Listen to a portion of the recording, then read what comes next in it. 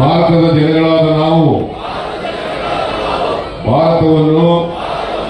ಒಂದು ಸಾರ್ವಭೌಮ ಸಮಾಜವಾದಿ ಸರ್ವಧರ್ಮ ಸಮಭಾವದ ಪ್ರಜಾಸತ್ತಾತ್ಮಕ ಗಣರಾಜ್ಯವಾಗಿ ರಚಿಸಲು ಮತ್ತು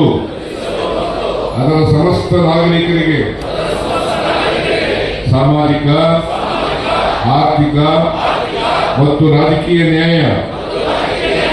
ವಿಚಾರ ಅಭಿವ್ಯಕ್ತಿ ವಿಶ್ವಾಸ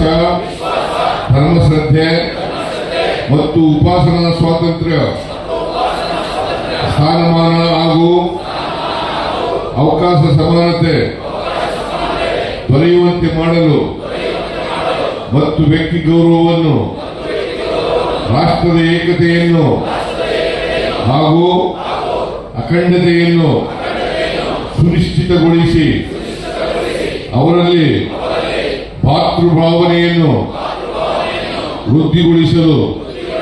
ಶ್ರದ್ಧಾಪೂರ್ವಕ ಸಂಕಲ್ಪ ಮಾಡಿದವರಾಗಿ ನಮ್ಮ ಸಂವಿಧಾನ ಸಭೆಯಲ್ಲಿ 1949ನೇ ಇಸ್ವಿ ನವೆಂಬರ್ ತಿಂಗಳ 26ನೇ ತಾರೀಖಾದ ಈ ದಿವಸ ಈ ಮೂಲಕ ಈ ಸಂವಿಧಾನವನ್ನು ಅಂಗೀಕರಿಸಿ ಅಧಿನಿಯಮಿಸಿ ಅರ್ಪಿಸಿಕೊಂಡಿದ್ದೇವೆ.